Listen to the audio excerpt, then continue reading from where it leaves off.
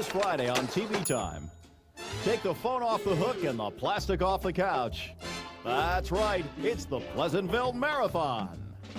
24 hours chock full of pure family values.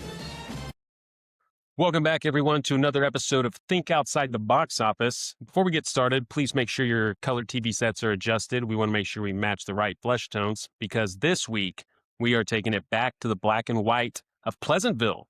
This movie came out October 23rd, 1998, written and directed by Gary Ross, composed by Randy Newman, which a lot of our musicians are like making like return visits to our show here. So that's kind of interesting. So we got some more Randy Newman. This movie is awesome. I hope you guys feel the same way. I think I was talking to Chris about it today. We couldn't nail it down. I'm pretty certain Chris showed me this movie like right after high school-ish or something. I think he introduced it to me, but talking to him, he thought we maybe saw it together. So I guess I won't swear to it. I don't know. But this movie's fucking cool, man. Derek, I know we wouldn't shut up about it and sent it your way. What do you think about it? Both of you guys kind of talked it up. Chris talked about it a lot, and I'm pretty sure he did it. I think he even showed the basketball clip in college. Yeah, I was gonna. We'll circle back to that. Yeah. So, but his praise for it and your praise for it, kind of like, I think you guys actually let me borrow it too physically. So I like took it and I watched it, and I was like, this is really good. Like at first I thought it was like, oh, it's like a kind of like a goofy comedy. Then it kind of gets like kind of like serious, and I was like, oh, okay, cool. Like, so it was a fun ride, man. I really enjoyed it. You guys definitely gave me a good watch. Tyler, how you feel, man? So this was your first time? Technically, no. I actually think I saw this around the time that it came out. I have memories of like sitting with my mom and my stepdad while they were watching it, and I think it must have been right when it came out because I don't have like a super clear memory of it. I remember they weren't super keen on it, and I was kind of that age where like your parents' opinions and preferences kind of rub off on you. So them not really loving it kind of made it to where I thought like, this movie isn't any good. So I hadn't gone back to it until just now. And I remember when Chris put it on the schedule, I was looking and I was like, I don't know that I'm going to love this. And I'll say I ended up liking it a lot more than I thought I was going to. There were some stuff with like the ending that I wasn't super stoked about, and some of the stuff I wish they would have given us a little bit more clarity on. And I know we're going to get into all that stuff, but I did end up really liking it. Liked it on my first watch, and then the second watch I liked it a little bit more. So I think I think I'm kind of where you're at now. I think I'm one of the more heavy-handed of us all that, you know, if there's a lot of loopholes or if it poses a lot of questions without a lot of answers, you know, like I think I tend to typically probably bring that down a little bit. This is not really a movie I do that. I do have questions, and for sure, and I could see where people will, you know, knock that down a peg. I like this movie so much that I tend to overlook a lot of that. There is, like I said, there's certainly with every viewing, like how does that work? Like, what about this? What about that? And we'll get into those. But I totally understand where people would be like, it didn't answer enough for me. I don't have that problem with this movie. This movie is, since Chris showed it to me, it's one of my favorites. I've got it on Letterboxd as one of my favorites. I think Chris does the same thing. I am a massive. I'll if somebody would ask me about it, I'd be like, how much time you got? Let's talk. yeah, You know what I mean? Like, right. I like this movie that much. Yeah. Before we get too far into this, guys, please make sure to do all the stuff, right? Follow us on all the socials. We're on Amazon Music, YouTube, Spotify, TikTok, Instagram, all that stuff. Don't be afraid to engage with us. Tell us what you think about some of this stuff. We'd love to hear about it. So We are going Go to be on. spoiling everything, so if you haven't seen it, go ahead and watch it real quick and come back. yeah, pause. Or if you pause don't care the about show. spoilers, you know, because Yeah. there's a lot of stuff I want to talk about, especially with the ending. And Yeah, 100%. you mentioned Chris. I think I was kind of getting worried that I was asking Chris too many questions, like try to poke too many holes in it. Like I've been texting him throughout the week, like what's up with this part? What's up with that part? And he would respond with like, that I don't let that get in the way of my enjoyment of it. And it's like, yeah, but I still want to talk about like what what they meant by this, or like what this character was Sure. doing, what their motivations were, that kind of thing. Yeah. Right. Pretty stacked cast, man. Especially for 1998. Some faces kind of making their splash onto the scene. Some faces obviously with more weight. You know, the William H. Macy's and Don Knotts and stuff. Big cast. We have Tobey Maguire, Reese Witherspoon, William H. Macy, Joan Allen, the Don Knotts in his last live action appearance, I believe, is how I read it. Jeff Daniels, Paul Walker, the late J.T. Walsh, Marley Shelton, and I'm pretty sure Dave's mom, is that the Malcolm in the Middle mom? Yes. Okay. Yes, it is. Jane. Yep.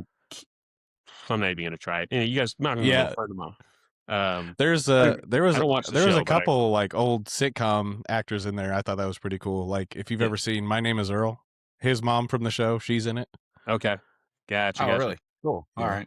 Yeah. It felt like there was a lot of homages to different black and white like properties, and we'll kind of circle back to that. But just of this movie is kind of neat, although it absolutely poses a bunch of questions, right? So yeah, quick plot breakdown. Pair of 90s high school twins, boy girl, inadvertently get pulled into this I don't know about long running, but this sitcom, in the movie called Pleasantville. Very black and white, maybe like Leave It to Beaver-esque, picture perfect lifestyle, situational hijinks, no real, like villain type, it's not like a villain, like good guys versus bad guys kind of series, but they get pulled into this show kind of against their will because Don Knotts has like some crazy delusional fantasy. I'm gonna complain a little bit about his MO. Good. His motive there, because I think there's a better way that could have been like written for him, in my fantasy remake or whatever in my head. But yeah, so it's them. They got to spend some time in there. They pissed off Don Knotts, the TV repairman, and yeah, what jumping right in.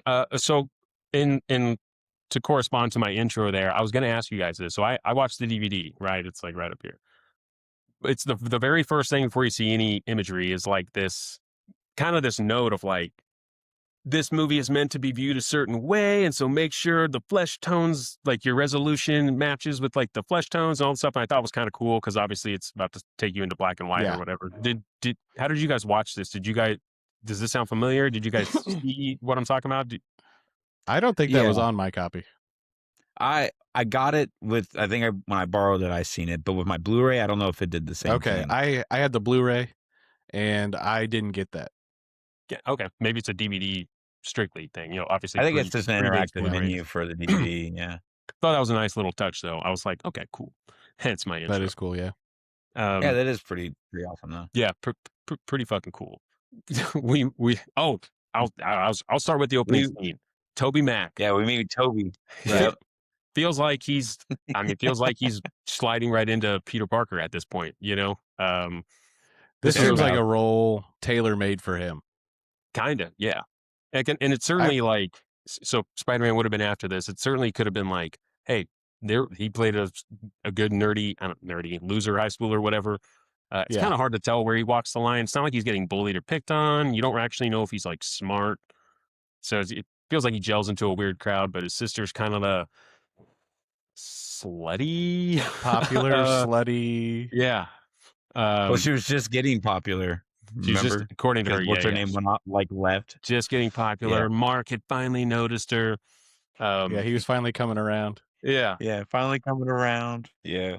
I do like that bit at the high school there. It is, I mean, it kind of sets the stage as much as we needed to, as far as finding out where these characters fit into their, whatever social circles we're going to call it. I did like Toby. It feels like Toby's talking to her the way that it's like cutting back and forth. And then you find out he's actually not.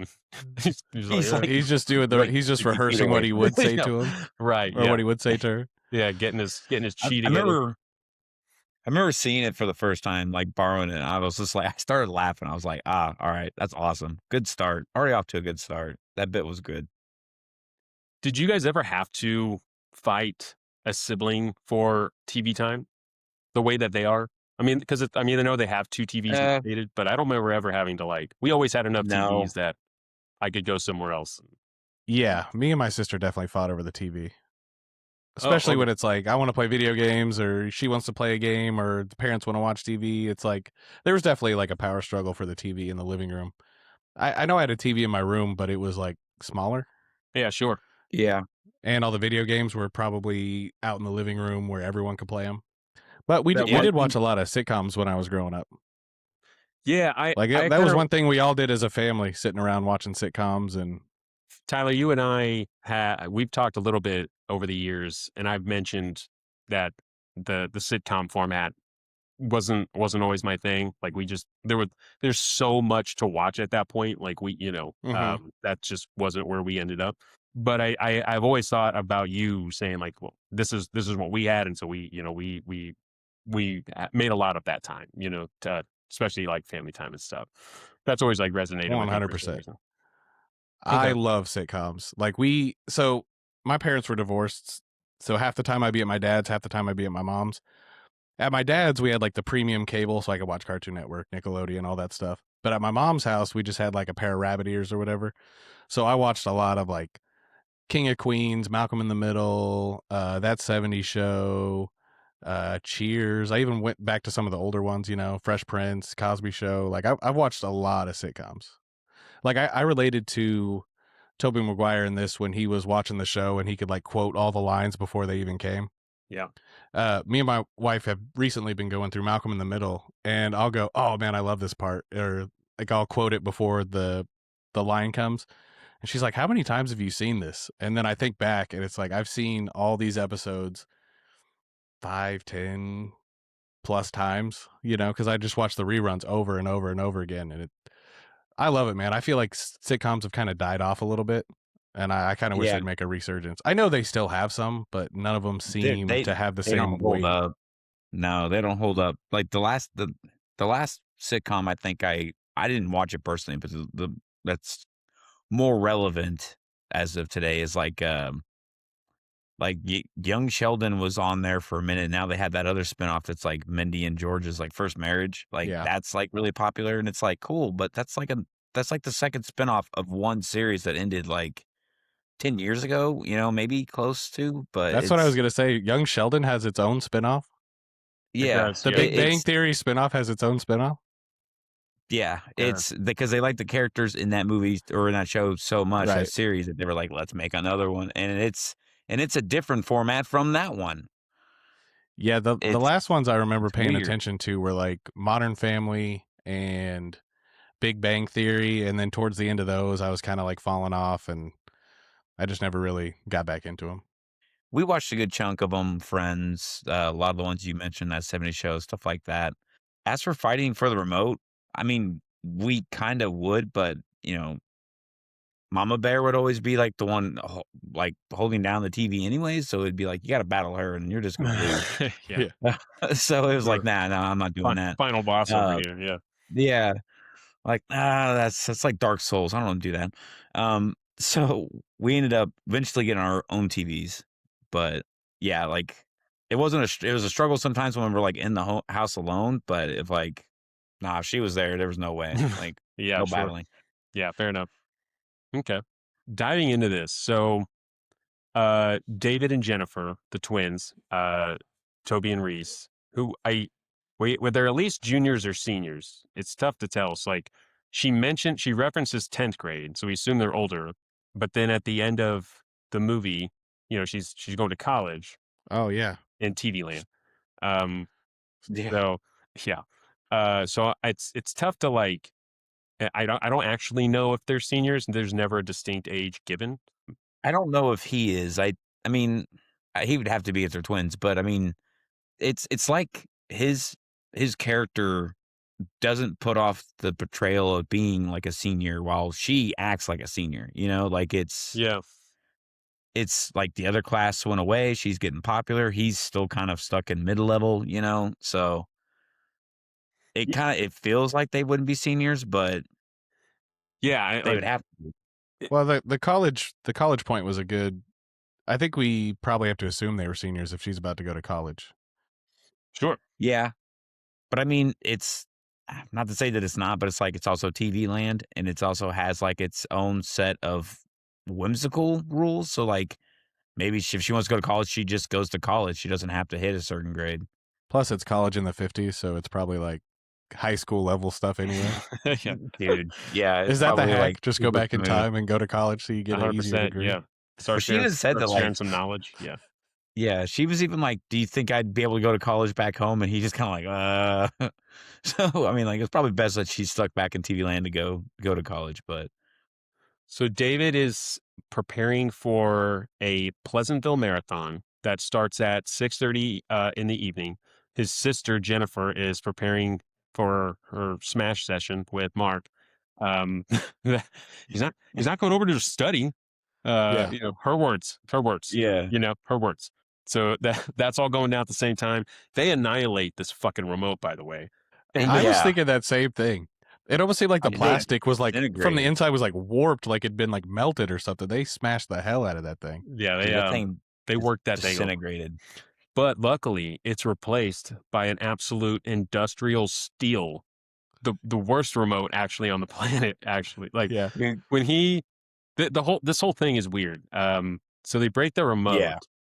and a TV repairman comes out, and I was like, does a TV repairman bring a remote with you? Like, does he actually provide that service? I don't know. So he shows up unannounced, and so Well, yeah, I'm sure they have like universal remotes. Did they have universal remotes back then? Well, and that's like the time, Yeah. right? Maybe they did. Yeah. I don't know. I don't remember 1999. Or 98. Although they break the remote, and she's like, David, just like use the ones on the TV. And he's like, it's a new TV, Jennifer. It doesn't have buttons. And I was like, what the fuck kind of space age boob tube is that? Like, are you kidding me? I would think that they all certainly, every TV probably has something, but whatever. I think we have a TV right now that doesn't have like controls on the TV. Oh, really? I feel like every time I go find it, I find it 10 years later, like underneath or on the sides or The secret compartment, you just have to put, oh, wow. a password. I think usually they at least have like a power button Yeah. so you could power cycle it. And then with like the TV in my living room, it's a smart TV, so you just hook your phone to it. Yeah. But the Yeah. one that my daughters use, we would have like a Fire Stick hooked up to it, so we could use our TV, our phones to control the Fire Stick.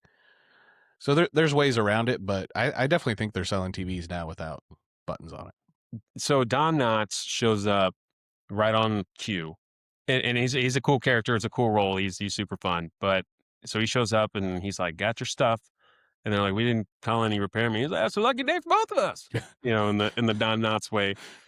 It's so he shows up and with no clear Pleasantville intent, like he doesn't pitch any of that. He's not like you tuning into that. It's mentioned to him, and that sets the light bulb off for him. And he's like, okay, so he's kind of pressing David about some of the questions and throws like a trick question in there too. David aces it all. And this, for some reason, cues Don Knotts to be like, I got something for you. And it's a remote that thus sets in motion, our plot. But it's got a little more oomph to it. Got a little more, yeah, correct, oomph. for sure. And she's like, yeah, perfect, we'll take it. They don't, this never made sense to me. So Don Knotts, so he sends them in, and then he's like, you're like you're the perfect dude. I found, when I found people in the past, they would know all the old stuff, but none of the new stuff. They would know about Bud, but not about Mary Sue, whatever he says.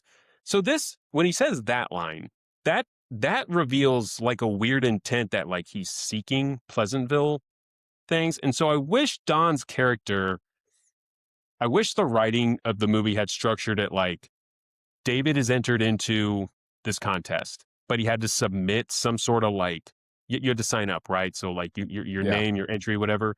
Don Knotts, if he's truly out seeking Pleasantville viewers for this weird gig he's about to do, I feel like he should have had, and especially if it seems like he's doing this in the past, where he's like, I found people who know this, but not that.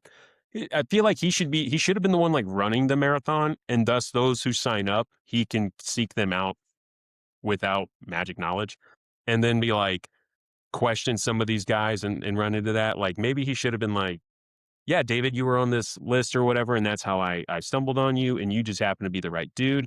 Because otherwise it's like a weird just like coincidence that he showed up to a house that was about to get down on Pleasantville. So I wish the repairman's motive was like I wish he should have had a hand in the contest, and that would have presented David to him. The weird like magic moment of like showing up and all that like is always kind of weird. How do you am I wrong on that? Or what do you guys, or how'd you take it? Okay. So you're definitely hitting on one of my gripes with the movie. Not necessarily gripes. So Don Knotts, perfect casting. Totally nailed it with him. I wish his character was a little more fleshed out. I wish we got a little more of his motivation. I don't actually have a problem with him like showing up randomly. Like he's magically sending them into a TV. I have no problem with him like magically showing up at the door and looking for someone to send into this TV show. I have no problem with any of that. But I think at the end we need to know like, why did you send them in there? Because it's like, are you sending them in to like teach them a lesson? Are you sending them in there to liberate the people of the town? Like, what's your motivation? Did they fulfill your motivation? Did they not? Because like halfway through, he's like, well, "What are you doing making all these changes?" And then at the end, he's like, ha, ha, ha, ha. So it's like, were you what? Which way are you going on this? Yeah, I actually Googled the TV repairman a lot in the last couple of days, trying to figure out what other people thought. The most compelling answer I found was someone on Reddit saying it's an allegory for God, and then David and Jennifer are like Adam and Eve in the Garden of Eden. Like Pleasantville is the Garden of Eden. There's even like a scene where Mary Sue hands Bud the apple, and they like have that shot where they're eating the apple. And then there's like the part where I she's think Margaret masturbating in the apple, right? And then you're talking about Margaret. He's on that date Margaret? with Margaret. Yeah, Yeah, Mary he Sue's takes a sister. bite of it. Mary Sue's And- okay. Yeah, I got the Don names Knotts confused. is like, what the fuck do you call that? Everybody's taking it. Yeah, he points it out. So it has great. Okay. Yeah. But then there's also the point where she's like masturbating in the bathtub and the tree catches on fire, and that could be like a burning bush kind of symbolism. Like there's some religious symbolism in this movie for sure. So once I started thinking about the Adam and Eve thing, and it's like Mary Sue is like responsible for like the original sin, she goes and takes him to Lover's Lane, and that kind of starts the colors changing. And so it's like, okay, that's fine if that's the way you want to play it, but like, could you like be a little more clear? Like the Adam and Eve stuff seemed pretty clear, but then like at the end, give us some kind of closure with the repairman. Yeah. He's so happy to send them in there, but like, don't change anything. I just want you guys to go in and like live out those lives or what. Live out my fantasy for you. Yeah. And then it's if Don Knotts is seeing differences in reruns, wouldn't that mean everybody is? And then if at the end one comes back and one doesn't, like what does that mean for the real world? And I know we're way jumping ahead here, but like, what does that mean for the real world? Does that mean the things he saw that were changed in those reruns have now changed back? Is his sister now like, does she have like her SAG card and she's like a credited actress because they're still played by real people in real life? And I'm gonna present it. I'm hopping around. I'm sorry, but I'm gonna present a question. Yeah, because you're touching on a lot of different things that I wanted to talk about. Yeah. We're gonna get to it all. I promise. I did have a question of like, if I'm gonna get put into a TV show, they're obviously played by like real people who have probably done other real projects. The movie never. It's not like Bud Parker's like, I wouldn't know the act. Like, oh, I love William H. Macy's role as the dad, George Parker, in this show. Yeah. And then like you get sent into the show. Like I'd be like, holy shit, that's William H. Macy, the real actor. You know what I mean? Like I'd be like you're almost starstruck because those are real celebrities. Like in that world, like, they would obviously have a real, like that's a fucking actor, right? But they don't ever play into like identifying those actors and being, like working around like real people. Like it truly treats the whole thing as a fictional universe and not like a dudes on set, like, I don't know. Right. Does that make sense? It makes sense, but it is also a show that aired 40 years ago. So maybe they wouldn't be as starstruck as if it was like, someone that was like famous like right now. Yeah, sure. Well, I mean, like if I got sent to the I Love Lucy, I'd be like, holy shit, that's Lucille Ball. You know what I mean? Yeah, like that's true. It's not like Yeah. okay, sure, like TV mom, sure, great, but I'd be like, holy shit, that's Lucille Ball. Oh shit, Yeah, like, yeah. hey, while we're here, real quick, you Okay, want to that's sign true. my shirt? So they don't ever take that angle, and I thought that was kind of interesting. But it is super cool, and I like honestly, like I think if maybe if Bud got sent in there by himself, he'd be like, this is kind of tits. But maybe Yeah. because his sister's there, he's like, this kind of sucks. Because I don't know, like Is that could be kind of cool. is there any show that you think that you could be put into where you could fake it for a week? Like you if you had to replace the main character in any show, do you think you could like? I have one that I think I could do it. I think I could do Are, My are, Name Is Earl. are you are you saying that like you could take over and let's say My Name Is Earl, and Yeah. you could like nail what like you could follow whatever was supposed to be happening, like you could take over that actor, or are you just saying like jump in I and think like so. be a I part think of if that? you put me in as Earl Hickey, I You think could I be could Earl Hickey. I think I could fake it for a week. I know Yeah. enough of the side characters, I know enough of the storylines. I think I could make it. Send I me can as always be Jon like, Snow. "Hey Randy, who's this guy again?" If I forget someone. Yeah, I'll go as Jon Snow or something from Game of Thrones, but other than that, Damn. I think Spark. mine's a little bit safer, Yeah, Oh for sure. Yeah, man. mine. I'm dead for sure. One wrong move. I'd say dude in Game of Thrones, and they'd be like, "What the fuck? Top of Yeah. his head." Yeah. Yeah, I think I'm there's not, a couple shows I could probably do it in. Derek, do you think you could live out Uh, that life? Some it in it a just show. depends. It depends on it just depends on the show. Like what if it's something that I'm not at, like something that I like, but I'm not like very good at like mimicking, then if I get sucked into that world, I'm screwed. But I don't know, like if God, that's a terrible world to get sucked into too. I was gonna say if I was like Ash versus Evil Dead and I got sucked in as like Ash, I'd be like, oh, you're great. But Yeah. I'm messing with all that shit. That would Yeah. suck. Yeah. That's a terrible show to go into. Like I could probably pull off the Ash persona, but dealing with Deadites, nah, it's a different story. Yeah, Bud being the expert wastes no time trying to do the right thing, I guess, and follow the path. And he's pretty fucking good at it, I'd say, and almost overwhelmingly so. And I think that becomes his crutch, hence his monochrome, until he gets into Technicolor.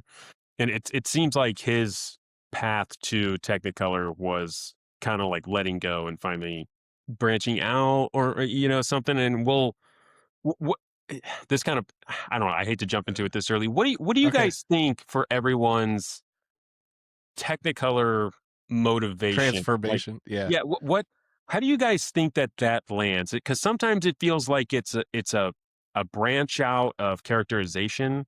Sometimes it feels like it's like I'm glad you're bringing this up because harnessing like you're touching on all the things that I've been thinking about. yeah, it sometimes it feels like in the mom's case, it's like pursuing something you wanted but like aren't getting. Yeah. So Yeah, what do you guys make of like the transformative process and like how they achieve that? What do you guys, what was your take on some of that? Because some of them are like kind of clear and some of them are kind of like what? yeah. So the whole time I'm watching this, I'm like, okay, it's personal growth. Whenever someone has some kind of personal growth or liberation, some way of different thinking. But the one that really threw me was at the very end when he gets Bob to like get angry and then he changes colors. Like that's not a positive personal growth, Right. Maybe it doesn't need to be positive. I mean, although his is the only example really of like a negative I transformation, maybe. I think so. From what my interpretation of it is it always the color usually responds in the response of a feeling, experiencing something new, like getting the feeling of something new is what was sparking all the change and all the color.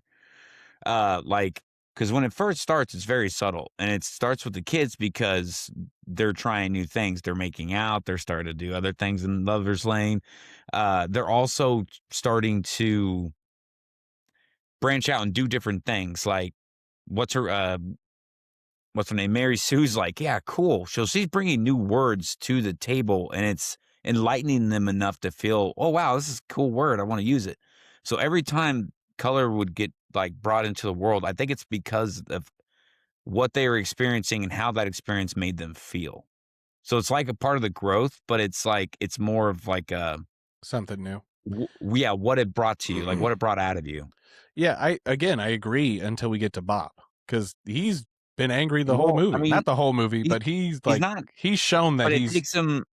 He's the stereotype. He's like the sitcom of that era is Mad, where he's like just determined to stop them at all costs. It isn't until he finally yells at him that he finally experiences like that's what true anger really is. Yeah, because I would also argue that, like, yeah, he's mad, but he's pretty measured most of the time. Like, he's never He's kind of he calm. doesn't yell until that point, no matter despite the changes that they're all going through. His character like JT Walsh was awesome as this character. I love his like kind of it's going over his head, and like he's got like these goofy like deadpan like, hey, good thing we're safe in this bowling alley. You know, like dude, that. I want to get back. I want to get back to the bowling alley scene later. So no, I do too. Yeah, we're not done there. okay. But like, yeah, just the way that he's always like, you know, you know what I mean by changes, right, George? And he's like, changes, and he's like, changes, you know, like, Yeah, like I love, like, I know he's like the bad guy or whatever, but he's not like, you know. So yeah, so good in this. it was very, very cool, very nuanced. I love that they did that for his character. George is kind of the same way, the dad. You know, it's like, Mary Sue's just going through some stuff. I promise you, nothing to be concerned about. And then she's whatever, fucking giving Skip Martin a ZJ or whatever in the back of the back of the car or whatever. Well, so the transformations we got. Trying to think, we got So Mary Sue's David. like, I'm gonna read a book. Okay. Yeah, Mary Sue is like, I want to stop being so promiscuous. Even though some people change colors for being promiscuous, she doesn't change till she has that personal growth of like, I'm going to start reading. I'm going to be smarter. I want to like change people's opinion of me. And then Bud or David changes when he has courage and he stands up for his mom. And maybe that has something to do with like his mom in real life and understanding her a little bit better. The mom, Betty, she changes when she starts cheating on her husband, which I do want to talk about the love triangle in a little bit. George changes color when he realizes that his wife is more than just like a housewife and doing chores and stuff. So like a lot of that makes sense. Maybe not Betty, maybe not Bob. See what the townspeople, when they start reading, when they start having sex, all that stuff. So it seems like it's like personal growth or change or experiences, like, maybe experiences, liberation, sexual liberation, that kind of thing. Yeah, it felt like mom just wanted to be loved, you know, and wanted what comes with that, because she's asking Mary Sue about, you know, what goes on, and she's obviously she's like, yeah, sex, and she's like, oh, what's sex? And he'd be like, how do you think we're here? But she, you know, they obviously have a very long talk about this too, by the way. They sit down and it's like dark when they finish this talk. So she really gave her the birds and the bees at the dinner table. Gave her the whole spiel. And then when she finishes, she's like, you know, your father would never do that. And she's like, well, mom, you know, there's other ways to do this.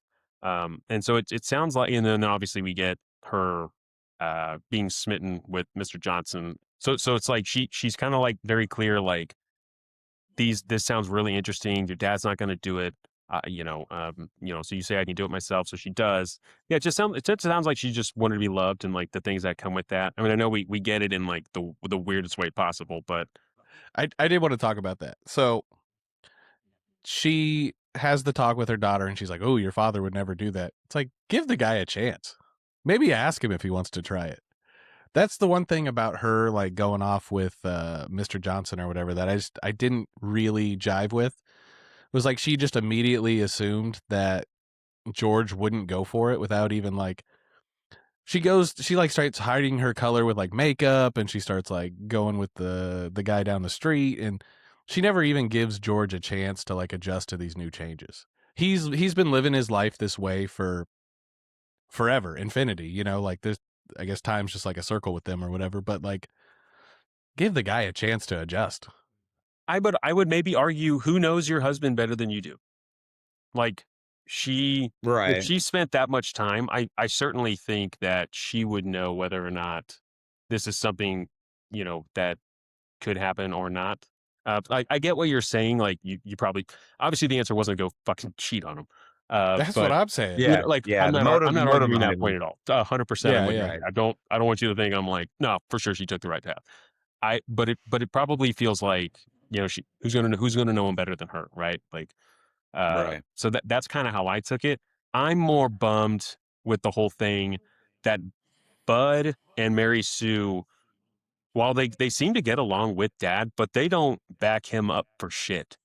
They both know Mom is doing this, and they're just like, Letting it yeah, happen. like I, Right. I Yeah. thought, I was hoping that like maybe when, I don't know, like when Bud gets jailed and his dad comes to visit him, that like maybe like I wish we would have had a conversation where the kids could have acknowledged, like, hey, I know this is happening, XYZ, but we don't. Like the kids just straight up just fucking let it happen. Even when the shop's getting like fucked up and like Mom and Bud are like peering around the corner and he's like, don't worry, he's not in there. Yeah, like what about, hey, Yeah. you have a dad at home, right? Like Right. Yeah. so I really wish Well, that they had been like, hey Mom, this isn't the answer either. That self shower thing you did in the bath, perfect. What you're doing here, crosses the line. And especially in like the 50s, I would think. Yeah, right. the whole time Well, I'm just feeling bad for George. Yeah. Cause yeah, and he's not yeah. like a He's a good bad guy. dude. He's also a dude that like his influence, the influence around him, I think drives a lot of that. Like to me, he feels like he probably maybe on his own could have like found a path, but Yeah. he obviously like had the whole, all the dudes in town, all the old heads, and the mayor being like, this Yeah. shit ain't for, all these fucking changes and everything. Yeah, I feel like George probably could have found the path like by himself, just a lot of, weird influence. Although I do love Yeah. that scene where Mr. Johnson comes to Bud's house after that first shift and he's like, I just, this is all the shit I did in order and it was fucking cool. And he's like, oh man, I'm really proud of you. And Betty steps into the frame and he's like, oh, hi Betty. And then she, they have this like longing look thing. And then like the way Bud is just like, okay, have a good night. Like, Yeah. because that's the start. Like, Yeah. it feels like he knows, like, if you're Bud, in that moment, I would absolutely, in my, like, trying to keep everything on course agenda, that would be the moment where I'm like, oh, shit. Like, this is Right. not good. Like, we have a Yeah. problem now. But out of all the stuff that, like, he rides Mary Sue for, like, going outside the lines, he's never like, hey, Mom, what if you didn't run out on Dad tonight? Like, hey, Yeah. boss, do you think you could stop screwing my mom? So if you notice when they do certain things in Pleasantville, like the TV show, you find out that like it's also a subject to being a sitcom during that time. So Mary Sue has to go to the bathroom. She kicks open the door to the bathroom. There's no toilets Right. because during that time, sitcoms were not allowed to have like working flushing bathrooms on TV for some reason, for code or some shit. I don't know. It lasted all the way up into the 80s. It was very strange. So for I think the movie her Psycho motive, actually has one. it's like, yeah, because he had to convince him to do it for the shower The scene. integrity of the scene Hitchcock or did. whatever. Yeah, I don't like the way they kind of push the mom, like where all of a sudden she's like, I'm gonna start having an affair. She's gonna start feeling all these things for Bill over here. I feel like between her and the dad, William H. Macy, they're stuck in that weird the weird like 50s bit where like they don't even sleep in the same bed, they sleep in separate beds, right? Mhm. And so they're under the code or the pretense of that time that like they can't fornicate. They're not really supposed to fornicate, and when they do, it's supposed to be only like a special occasion type of thing. So immediately when she meets somebody else and starts experiencing and starts feeling certain feelings for the dude, yeah, it's not the right approach to go. But not to say I don't blame her for cheating. It's just she was like subject to like the law of like sitcoms at that time, just like he is. That's why he's that Leave It to Beaver dad who comes home is totally oblivious. He's like, oh, Buster, you'll be fine. He just, everything goes over his head. Even when he comes home, the power's out. There's nothing there. And he's just like, honey, I'm home. Yeah. And it's just like a few minutes later and he's, honey, I'm home. Like, he's not getting a response. He's, where's my dinner? You know, he's very basic, very simple. It isn't until later when he kind of like starts to kind of put the pieces together for himself. It's not until after the bowling alley. It's when he's kind of talking with Toby Mac at like the jail cell. Yeah. And then at the end of the court scene where he kind of finally comes to light and kind of understands. I just feel like a lot of the characters of Pleasantville were just, it's like the Matrix. They were coded to be part of like the laws of the sitcom world at that time. And so when those two came in there and they broke it up and all those characters started experiencing different things, they all started doing things that they wouldn't normally do. Like she probably wouldn't normally cheat, but she did because of, just because of, I don't know, semantics, like because of the way things are built back then or the way things were back then. But yeah, it almost seemed like the movie wanted us to think that like George, not that he was a bad guy, but that like, so he was a product of his time, right? The 50s. He was the single income earner in the house. He go to work. He supported a family of 4 on one income. He expected his wife to cook and clean, and that's a little outdated now, but like he's been living his life a certain way this whole time, and then everything starts changing and he gets 0 time to adjust to it. And it never really seemed to me like he was actually a bad guy. It seemed like he loved his family. Yeah, same. It seemed like he loved his wife. He loved his kids. He went to work. All he wanted was like a meatloaf, Yeah, right. One of those And TV dinners. Yeah. Yeah. And when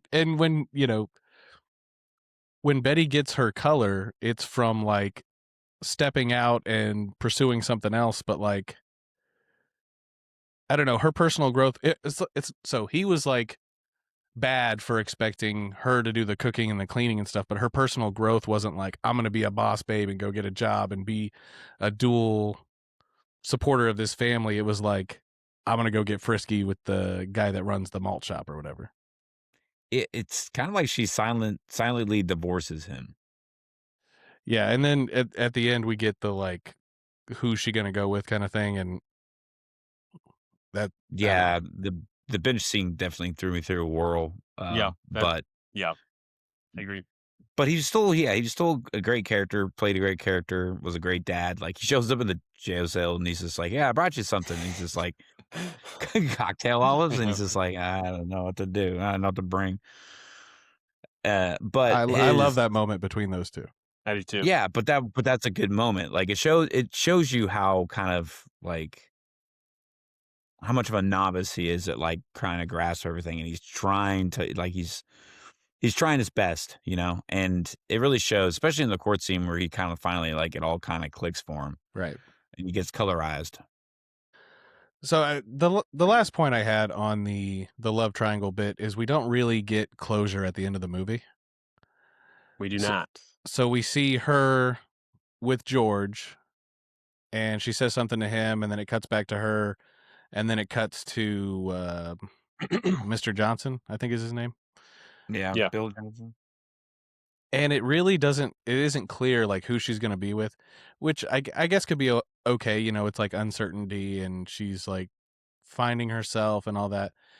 I didn't think it was that clear. I did find some of the like original like script of like how the ending was kind of supposed to go. And I actually think it was a little bit better. So it has George ask her, so are you going to stay with him? And then Betty says, it's not him or you. It isn't. I just need to think for a second. I never took a minute to stop and think. I never. And then Mr. Johnson says, I understand. She says, really? He says, yeah. So I think that's a little bit better of like showing her like, I never really had a chance to like think about what I wanted in life. I think it humanizes her a little bit more than just like, I don't know what's going to happen. It makes her seem a little less whimsical and a little more like thoughtful. That's fair. Yeah. Kind of like the ending better, honestly. I think I do too. Yeah, especially because of the way it's done on the film. It's like, like the weird like swap, so it's like who's she really talking to? Like, Yeah. I think with it this, was it was still going to do the swap, but I think it's the dialogue change that works a little bit Gotcha. better for me. You guys have a favorite characters? Probably George, man. I love William H. Macy. I don't know if it's just because it's William H. Macy that I love him so much, but yeah, probably George. Yeah, that's not a bad one. George is good. I really like Mr. Johnson. Like Jeff Daniels is I do really too. awesome. It the subtle things he does is awesome. Like when he shows up and I think he's like late for work, he's just like, you didn't show up. And when you didn't show up, I didn't know what to do. So I just kept cleaning, or I just kept wiping. And the fucking counter's just like worn down from him That is wiping great. the entire time, nonstop. Like, it's just like the subtle things like that he does like that. And when he notices the mother, like it's just like he played the character very well. He's one of my top characters for sure. But like I also love Don Knotts. His character was funny. Like I thought he was great. But pure Don Knotts in his, fashion. But I was actually watching some clips of like the Andy Griffith show like yesterday just to like see a little bit of Don Knotts in his prime, and I was surprised at how funny it still was now. Like I was laughing crazy. out loud watching some of his old clips. Yeah, I agree. I think I'll second both of those. I do like it's like sometimes you don't get enough of it, and then sometimes it explains, it satisfies explanation. But I do like that Bud is the kind of the turn to that everyone is like, he's kind of like the fucking guru at this point, or sensei. Yeah. Everybody is Yeah. turning to him. He is like Mr. Insightful. This really shines in one of a few of my favorite scenes. We get a little bit of the town in Technicolor. David is going to work, and when he shows up, the soda shop's all chill. And he can kind of sense right away. I think this is right after he gets the cookies from Margaret. Whitey's cookies, by the way, jerk. Yeah. So he, I think it's right after that. Yeah, Whitey's cookies. He shows up.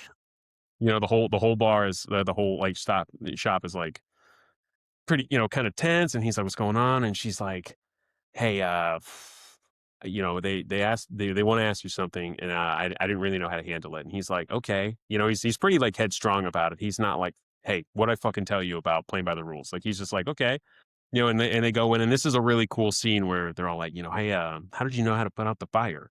And I love that he's kind of explaining the same thing Mary Sue asked in class that everyone was like, "What the fuck?"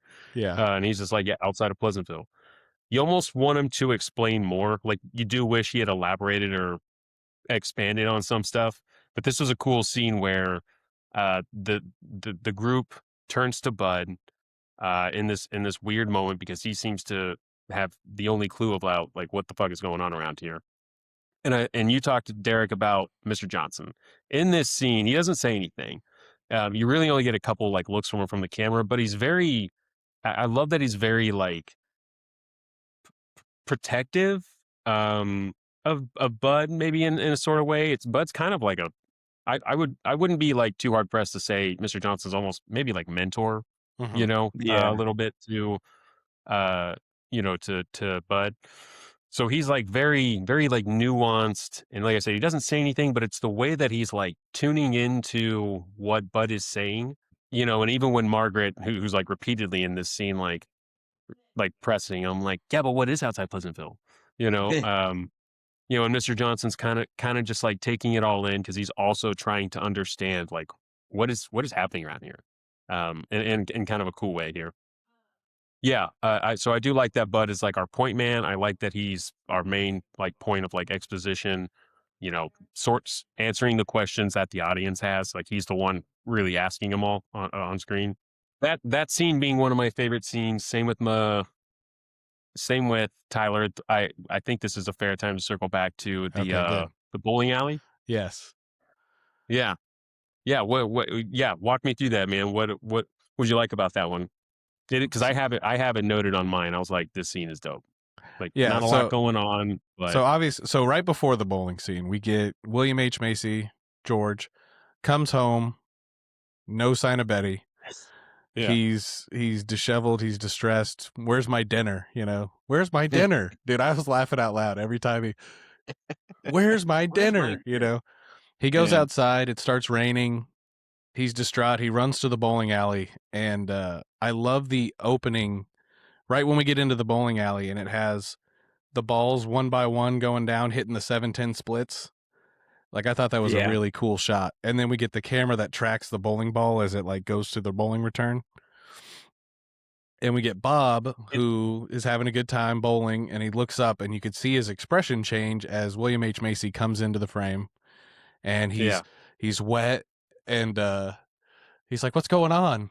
And I love William H. Macy in this, his reaction, and he just is, it's rain, So then he comes in and he tells all the fellas about how he got home and there was no dinner. I love how they're all just like leaned in, intently listening. They're acting like this is such like a huge deal that he got no dinner.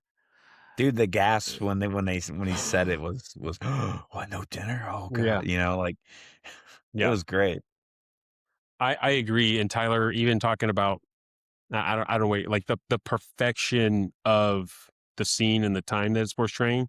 You talk about the tracker shot when it's following the ball from the return. Mm-hmm. Did you notice it? I mean, it lands and it's exact. Yeah. Like the mayor, it's immediate, like thumbs go in as soon as he catches it. I love that it's an exact timing. Like everything is like perfect in this Pleasantville. And so like, it was just like one little subtlety that I was like, okay, cool. He didn't have to like pick it up, put his hand over the dryer vent, or the air vents or whatever. He didn't have to like wipe it. It's just like, it's a clean catch straight into his motion. Like he doesn't have to set up. Like, so the sync of it all, I was like, this is cool. Just a small touch. I absolutely agree with William H. Macy as far as his like cadence into this scene.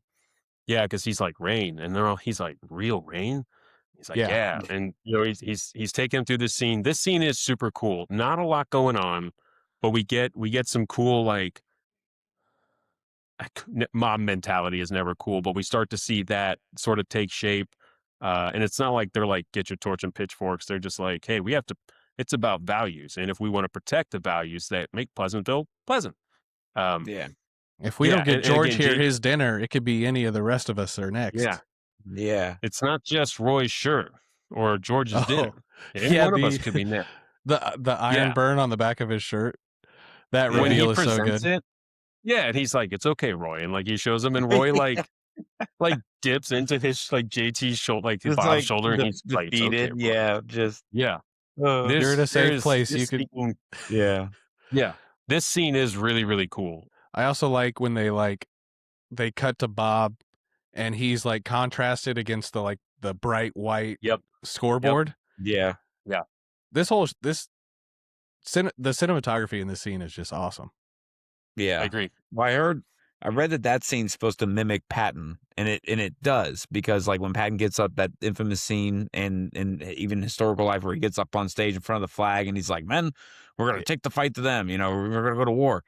It's just like that. That's pretty much what he's doing. He's so like, good. "Look, we're gonna do it, guys. This is what we're gonna do. We're gonna get together. We're gonna get organized.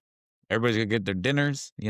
So it definitely sets the way in the mood for what it is, like that thing being lit up. And you notice all everybody in the top of the scoreboards were all J's. It's like Jack, John. I did notice that. Top. Yeah. And then in the bottom is like all B's. It was like Big Bob, somebody else. I saw a couple. It's Big Bob. There was Biff. Biff was on there, and I was like, is that a Back to the Future? There was like Biff, Bob. Yeah, I guess obviously 5 days. I did notice they were categorized by starting letter. I thought that was a cool touch. Actually, the only thing about this bowling alley I didn't like was that if you're sitting on the bowling floor, the bowling balls are literally above your head on the back rack. So if somebody pushes a bowling ball through, you're absolutely like in trouble. But it is a cool like bowling setup. Well, all the scores, all the frames on the scoreboard were either strikes or spares too. Yeah, they're almost identical. It said everyone is on pace for a 230 score or better. And I was like, damn. I think the highest I've ever bowled was like 166 one time. Other than that, I'm like 120. We went bowling recently, and I just totally sucked. I think my Yeah, daughter no, beat I'm me. not. Yeah, I think my You- 7-year-old yeah, daughter beat me. We did have Yeah. the bumpers on, and I was trying not to hit the bumpers, and everyone else kind of just used the bumpers willy nilly. But I was like, man, I am rusty. Derek, did you? I'm gonna circle back to that basketball scene you mentioned in a minute. Derek, did you have a favorite scene? Favorites scene? It's more of just like a combination of scenes, really, man. It's just all the little like tidbits, like, hey, bud, hey, Skip, hey, bud, hey, Skip. Like he has to repeat himself. Like just little bits like that were great. Between that, the way everybody kind of like stands it all during the fire, and they're all like, huh? Well, like when he runs in, he's like, Oh, fire, fire, fire, and they're all just like looking at him, like not even responding. Cat. Oh God. And they all rush to get out there too. And then they get out there. He's like, yeah, it's right here. Stop. Stop. You're driving past it. Stop. And then like they all realize that, oh, what do we do? And he's like, here, hold this. And he's kind of teaching him, oh, that's what it does. Like all the characters realizing like certain things was really cool. Like I love the reaction of Pleasantville is what I got a kick out of probably the most. that fire cats bit was another one that I laughed out loud at. Yeah. That was so funny. They get all the way out there, and it's what you said, Derek, where he's like, stop, stop, stop, and the driver's like, where's the cat? He's like, where's it at? throwing the He's just driver out, looking for it. going to get ready. The basketball scene. So Derek, you mentioned it in the beginning. Tyler, when we graduated, Chris, Spencer, and I all took, I think, one of our first semesters of college. Somewhere in our first year, we took a mass media class, like in a film direction. One of these starter classes was it's called mass product, whatever. Mass media. Sorry, mass media. In this, we took a film class later on. We took a film class. It was like 3 hours long. It was once a week. And I forget what intro to film. That's what it was. I'm sorry. Intro to film. Towards the end of the year, we got to present a scene. It didn't have to be from just a scene that we liked. Couldn't be any longer than like 7 or 8 minutes. We would present it to the class. I chose a scene from Inglourious Bastards where you meet the Bear Jew. And I thought that was pretty cool. And I was the first one to go, so I started things off. Tarantino. Yeah. With a bang. Chris chose Pleasantville, and he chose this basketball scene. And the whole scene's whatever, 3 or 4 minutes long or whatever. This scene cracks me up every fucking time.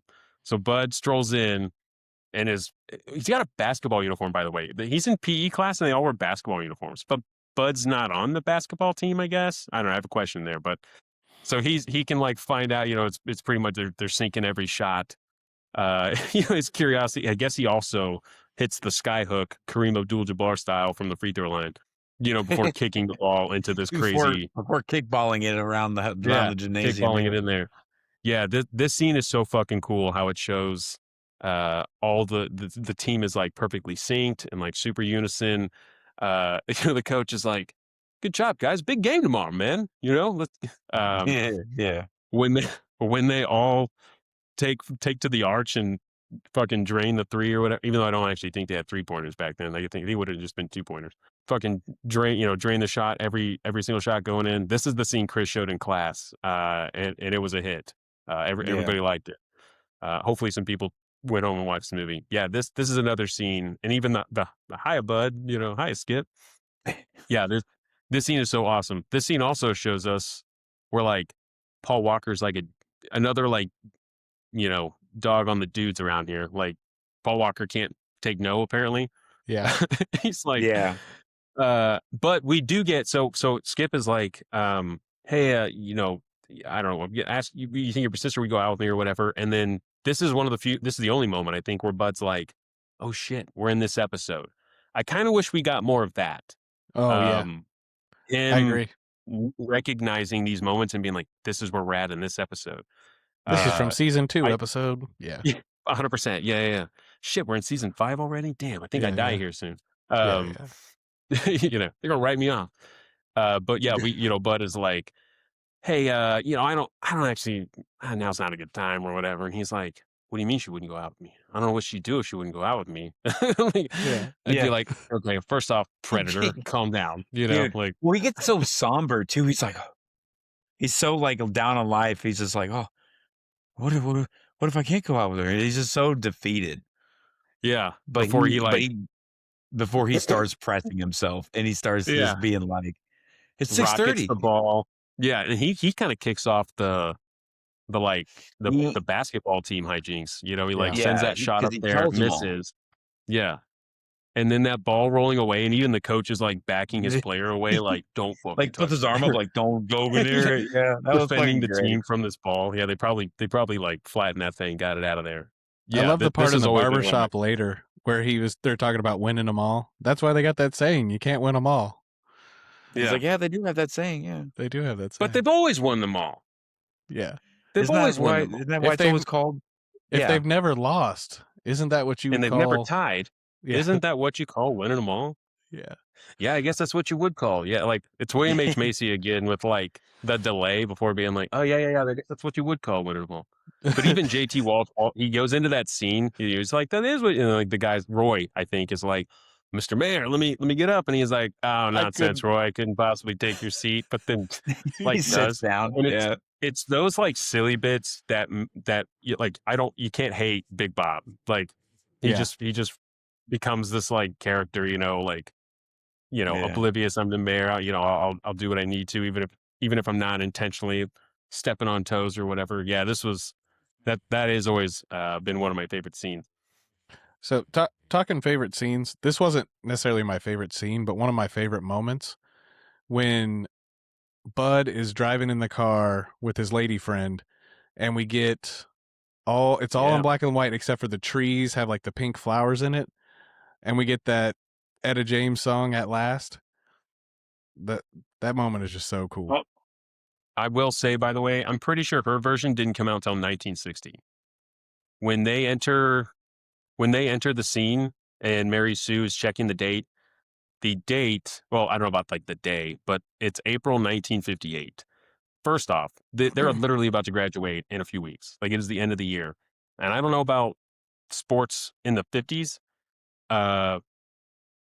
but isn't basketball a fall sport? Or is basketball always played in the spring? It's usually in the spring. I don't know. You're asking the wrong guy. Okay, you're right. Because it's the triathletes go football. No, it's a winter sport. Football, basketball, track. So basketball's nowadays. It would make sense to be winter because it's indoors, but I guess it's a winter sport. Well, they finish up in the spring. Yeah. Okay. Yeah, March Madness. early spring because the triathletes go straight to wrestling, like football, basketball, wrestling, baseball, whatever. Baseball and wrestling. Well, technically, the movie is in the 90s. Oh, right, but I mean the setting in the 50s. I don't know if they're in the late 50s, but the movie takes place in the 90s. But yeah, so it's April 1958. The Etta James song. This is a gorgeous scene, by the way, where they're cruising through and like I don't know if they're cherry blossoms, but in the when they hang out in the wrecked soda shop and that nerd's like, hey, this thing still works. Fires it up. They play Rave On by Buddy Holly, who I've mentioned several times on this show is my dude. Mm-hmm. He's like my guy. So I was like, more Buddy Holly, fuck yeah. I mentioned on the Stand By Me episode. The song they're playing is Rave On by Buddy Holly. That came out that month. So I guess Mr. Johnson's just on top of having the local records. Like that came out in April 1958, before Buddy Holly died a year later. But I was like, damn, Mr. Johnson just must be like hitting up that corner store being like, give me the newest album. Where's the Elvis? This movie was had 3 Academy Award nominations: Best Art Direction, Set Direction, Best Costume Design, and Best Music Original Dramatic Score.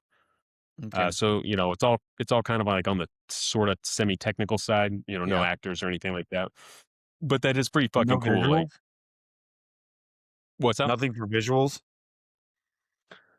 Nothing for visuals, no. Yeah, I'm not really, you know, I don't know what the like qualifications are around or the parameters around that. These were the only 3 that I saw. It doesn't look like it won any of them, but I did think that was pretty fucking cool. The Academy recognizing some of the labor, you know, put into this. I think they worked on this movie for a couple years. I imagine, I mean, especially with all the like having to go in scene to scene and person to person, be like, he's gray, he's white.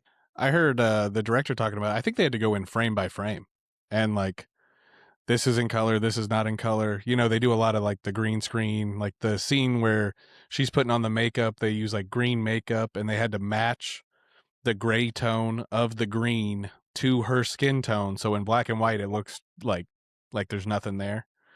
Yeah. And they had to go Yeah. in bit by bit and cut out and it totally works. Everything in this movie is beautiful. Like that shot of like everything's black and white except for the rainbow, the makeup scene, the trees, the fire. It's all Yeah. really well done. Super awesome. Most That definitely. makeup scene you're talking about, it sounds like when Bud is applying the gray makeup, the makeup is actually green Yeah. in real life. And then when Betty visits the soda shop, she's actually wearing full gray makeup that then Jeff Daniels actually removes. So I was like, Well, that's like actually reverse.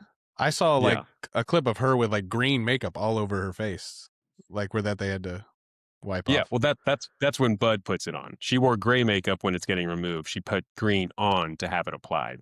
Yeah, but I'm Yeah, saying but in that shot. scene when she has it removed, she has like a full face of green. Like they have to switch back and forth between like no makeup, green makeup. You know what I mean? There's a Gray makeup. Okay, in both scenes. There's both things happening. You know what I mean? gotcha. Yeah, that's wild. And then they cut it all together. And It's kind of it's not too like crazy dissimilar from if you remember in Wizard of Oz when Dorothy lands in Oz, she the camera approaches the like door, the closed door, and it's all like sepia tones, and it's not till she opens it that it's like all color, and they just actually like painted everything in the front like gray, and so like sepia tone, and then like when she opens it, it's like all color. Like yeah, so like the cool little like tricks that they do is really fucking neat. How they sell this stuff. it's interesting that there aren't more movies that utilize that like selective color where everything's in black and white except for like obviously like Sin City, and I think there's a couple other examples, but you really don't see I it that had one, often. I lost it. But even Sin City's the exception because they were able to do a lot of that all digital because digital, like we got that 2005 was the start of digital film as opposed to actual film. So the work they put in on all the films before the digital conversion, it's stunning. That's like another good example would be Who Framed Roger Rabbit. Like you never would have thought putting cartoons in live action was going to work, but it did, and it was amazing. Same thing with this, bringing like color to black and white, but not full color. Like the way they did it in little bits here and there, like the girl's tongue. He's tell her to quit eating greasy shit and sweets. Like it's like, oh, okay, cool, the tongue, and then the other stuff starts going. So whatever skills or like tools they use to do it, man, it definitely should be like more praise because For sure. that had to take a lot of time and effort, and it looks amazing. Well, a lot of the times too, I thought was really interesting at how like subtle the color was. Like I think it'd be real easy to just anytime there's color to make it like super vibrant and like pop. Bright. Yeah. But sometimes the way that the color was a little bit subdued, I thought it really worked. I thought it was really cool. Yeah. Well, like when she goes to give them blueberries when they're on their date, she's like, "Yeah, you want a berry?" And I was like, I can kind of tell they're blue, but I couldn't like. It's so dark. How could you at the time? But it's like, yeah, it's the subtle things like that. That's interesting. Oh, and just to talk about the colors for a minute, when they were like, it was red, real red. How do they know what real red is? I assume it was like it's like really red. Like it's just another way of saying like bright or bold, like as opposed to real. Yeah, I don't think so. So because it. Well, I mean, like, so what are you saying? Like, it's not like real or fake. I mean, it would just be like the boldness or the sharpness of the color is how I took it. Well, like they all wear like red lipstick or whatever, right? So they know what red is. But when they saw red, real red, I think they would have said it was vibrantly or like really red. They were saying this is like, it's the same thing with the rain, real rain. So they know what rain is, but they've never seen it. How do, the town is like two roads. Yeah. So they know about, they have some kind of intrinsic knowledge about the real world. It's in there somewhere. So they know. So you're saying that they know know what the color is. They just don't know what color the color is. Is that what you're trying to say? I'm saying they have some kind of self-awareness that everything's in black and white because when they start to see color, they can see the color. at the end, it's not at the end. It's like somewhere in the middle, but I think it's towards the end of the town meeting. There's that dude who's like, yeah, Frank's door's green. He's like, it's always been It's green. always been green. Yeah. Yeah. So like Yeah. he knows his door's green. He's just now everybody's seeing that it's green. Yeah. So that makes me think that like they know what colors are. They just have never seen colors. Yeah. Right. Plus, Mr. Johnson talks about painting in his display every year. So it's like, they have to have, like I said, this is all because they mention colors. Like, I just assume it's like, wow, it's like really red. You know what I mean? Like, yeah. I like the difference between looking at, the different hues or different shades. That's how I interpreted it. Like, they obviously can clearly tell, like the ladies know they're putting on like red lipstick, in their world. That obviously comes across gray or whatever, to ours. But yeah, I just took it as like, it was like really red. Like it had pop, even though like the wording is kind of a mix up there for sure. I guess I could see what you're saying. I still think I disagree. I still think it's like they see everything in black and white, even though they call it red. And now they're seeing like red, because if not, then there would be no reason to differentiate the people that are color now versus the people that are black and white. They could see the difference. They could see everything in black and white, and now they're seeing color. In my mind, in my interpretation. Yeah. One of the overlooked things, aside from like, Etta James's song coming out 2 years earlier than it did in real life, Cherry Coke. Cherry Coke was not released until 1985, by the way. Oh. So Cherry Coke had only been out 13 years when the time this movie had come out. It had only been around 13 years, not fucking 40 of them. But they're in 1958, and they're just throwing around Cherry Cokes like it's their fucking job. Cherry Coke was the company's first flavored extension of the brand, but it was released in like February 1985, not 1958. So I thought that was an interesting one. I wonder how they overlooked that. Well, yeah, that seems like a simple one to check. Could it just be the premise of like it's a Coke with like a splash of cherry or just cherry put in it, kind of, not so much like it being actual like a cherry Coke, I guess. But that's interesting. I hadn't thought of that. I guess it could be, a Coke with a cherry, well, as literal as possible. They had to build sodas differently back then. Back then they had like the seltzer water and the syrup there at the place, and they just put it together for you. Yeah, sure. But yeah, I didn't even think about that either. It made me interested. I'd be real interested to watch the movie with somebody who is familiar with the time and see if they could go through and be like, yeah, I remember those. These were the type of ovens that they had at the time. Like if you notice in their kitchen, she's got like 2 ovens and they're like mounted, like they're in the wall. Like it's like a very interesting rotisserie ovens. Yeah, they're huge. Yeah, and it looks like they're like almost like 2 or 3 different functions. So it'd be really interesting to watch it with somebody who could be like, that actually wasn't around at that time. This was, but it was a little different. This is how this would have actually went around there or whatever. I thought I had that same thought, especially when I was kind of catching things that like that or looking into. It's not like I fucking knew it, but looking into things, being like, oh, that actually wasn't around at that time. An error in timeline or whatever you want to call it. Just to go in a little bit of a different direction, in this universe, does every single TV show have like a pocket dimension? Can Don Knotts just like plop anybody into any show? And now that he has the remote at the end, right? Bud or yes, David, the steel one. Still has yeah, I think so. Could he just like show hop? It's that question that makes me wish Don Knotts had a little bit more correlation into like how he ended up selecting David. Why is it Pleasantville? What is his obsession with that? Like that's kind of what spurred my whole, like, I really, if the TV repairman had more to do with that in the selection instead of the randomness of like, oh, you just happen to like Pleasantville, like, because Dave just happens to mention, he's like, what's the rush with the TV? And David's like, yeah, the Pleasantville Marathon starts. And that's what triggers, like, cues him to be like, oh, okay, well, what did, McIntyre's and McGinty's and, the whole like questionnaire thing that they do or whatever. So that's what kind of spurred that. But, Magic TV repairman, that's fine.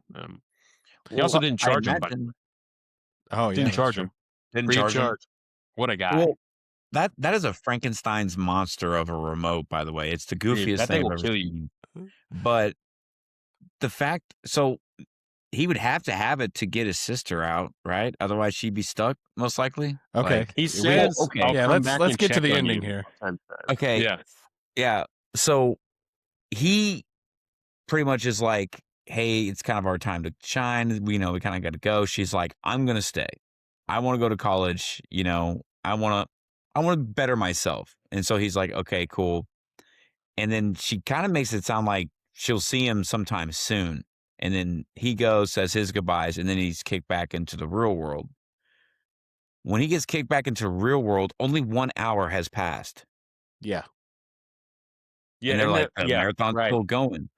So if he was to watch the next episode, does that mean his sister would be Mary Sue? Like would there even be a next episode? Like, Right. how does that work? The mom doesn't even question where the sister's at. Well, Yeah. like Derek said, they've only been gone an hour. So she decides to stay. I've always like, how does he explain this to the mom? Because she's not going to notice right away that Right, she's yeah. gone. But how long? Like, what's the? So they were in there. How long were they in Pleasantville? Like a week? Longer? I know at one point they say they reference May something, like a date in Okay. May or something, I think. So yeah, it's clearly been probably a week, at least. Okay. So if it's like a week to an hour in the real, like there's some kind of time conversion there. Like if she's going to college, she's going to be gone for a long time, even if there is some kind of like interstellar Dilation style thing. like Yeah. time difference. Yeah. His mom's going to Time notice dilation. eventually that she's gone. I guess, Yeah. if you really want to like do the movie's work for it, you could say that she could like pop back in and say hi and then pop back out or whatever. But Yeah. and then Or if he needs her, he can come back in and go grab her or something. But and then to your point, Derek, is the show now in color? Are people in the real world going to notice the difference in the show? yeah, Because Don like, Knotts noticed the difference. He's been watching those did reruns. they change Pleasantville as a whole, or just for that episode, Or just or whatever abstract. the case may be? Yeah. Also, we know that they don't start at the beginning of Pleasantville. Okay, so there's a line of dialogue when David is talking to his buddy at school. They're asking each other questions, right? As he's like munching on the fries. One of the questions says, I don't remember the exact whatever it is, but it's like, in the very first episode, what did whoever do? But it references the very first episode. When the marathon starts, which I assume would be the very first fucking episode, that action, whatever that like line they talked about, I don't think actually happened. So it's like, then in dialogue, something happened in the first episode that's explained to us, the audience. But then when they go in the show, which should be the start of the show, this particular first episode, hijinks or whatever, doesn't actually come to play. And so I was like, well, that seems like an obvious oversight. Like, you can't reference it earlier, stick a minute right off at 6:30, very start, episode 1, season 1, pilot episode, and then not, not have it happen. So I don't know. Yeah, the ending is it's wild. I'd almost maybe wonder if it was a reshoot, part of a reshoot or something, because I know they had him, because Don Knotts was unavailable for him, and he had to have a voice dub. The ending was my biggest gripe with the whole movie. Sure. Yeah, I think that was probably mine as well, just because it was a little too ambiguous or a little, I don't know, a little too deep, a little over my head. I don't know which way, but I figure people will say like, well, it's up to audience interpretation and whatever you think, and it's like, but I'm watching a movie to see what you think. Yeah, you're supposed to tell me what's going on, not just leave. This ain't a video game. This is a movie. What happens?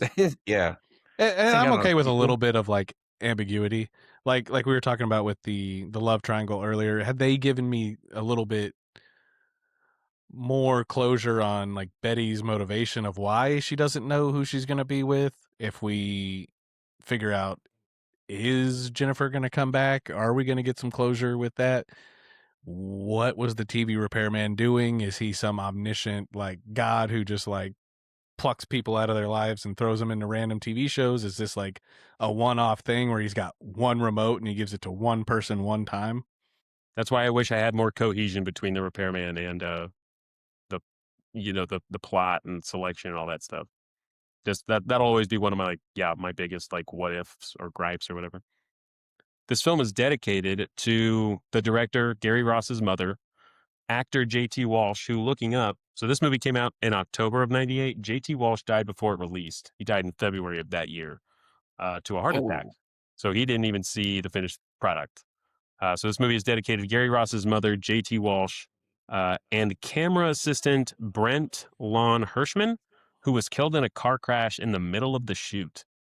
So that had to be, like, I don't know that it was like while they're shooting or so much as like Yeah. overnight or whatever. Because that's man. Yeah, pretty Talk wild. about a cursed set. It said Jack Nicholson, who is J.T. Walsh's friend, dedicated his 1998 Oscar win to J.T. Walsh. Yeah. That's pretty cool. 98. What did he do in 98?